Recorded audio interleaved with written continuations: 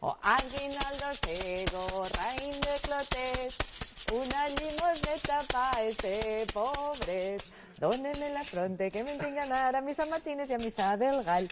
Artana, a terres castellonenques, aquest costum es manté prou viu i allà hem enviat el nostre company Enrique Tena. Enrique, endavant.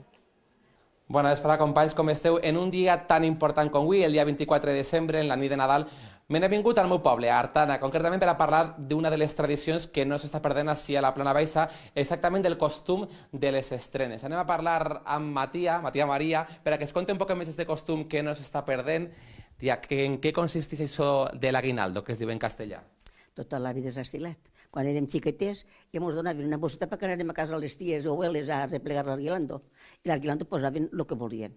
És una cosa lliure que cada un posa el que vol. Hi ha qui posa molt i hi ha qui posa menys. Molt bé. Abans què arreplegava vostè en la cistelleta? La cistelleta, doncs, caramelos, confits, alguna pasteta, poques coses, perquè els temps no eren tan acompanyats com ara. Molt bé. Volem conèixer un poc més sobre aquest costum, però també hi havia un sereno pel carrer d'Artana, no? Un sereno que això m'eixia de les 11 per avant. I a aquesta punta d'ahir, davant de casa Pallares, que diem, ahir sempre se plantava això i cantava el sereno.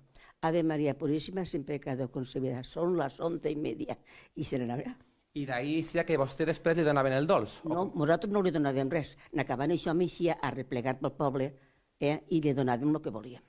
I d'ahir és un poquet el costum que tot el món coneix, de les estrenes, de que a este sereno li donaven un poquet de dolç i el que podia recollir en aquells temps en este poble com en Artana. Per això tenim a uns dels protagonistes que d'ací 2 dies seran els que aniran carrer per carrer, casa per casa, tocant el timbre per a veure què els donen enguany. Això en què consisteix, Mateu? A veure. Pues que anem el dia 26 a replegar els arreglandos a tíos y abuelos, y abueles y tíos y tías, a agarrar bombons, un poc de diners, bueno, prous diners. Prous diners, però si encara no tenien prou amb els regals que rebran demà de matí, el dia 25, el dia de Nadal, el dia 26 així encara tenen més. Bruna, tu amb qui vas a fer les estrenes? Jo amb el meu germà i a vegades en els meus cosins. Suposo que aquests dies estareu contents perquè encara agafeu més coses, no?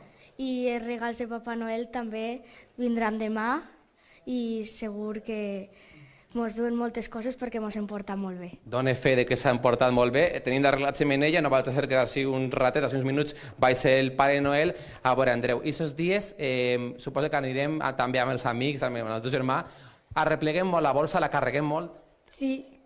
De què la carreguem, a part de tot això que estàvem parlant? De bombons, diners i molts tipus de dolços. Molt bé. També tenim ganes, que d'ací no res, ens anem a sopar. Tu esta nit tens ganes del sopar de Nadal? Sí. Què vas a sopar, a veure?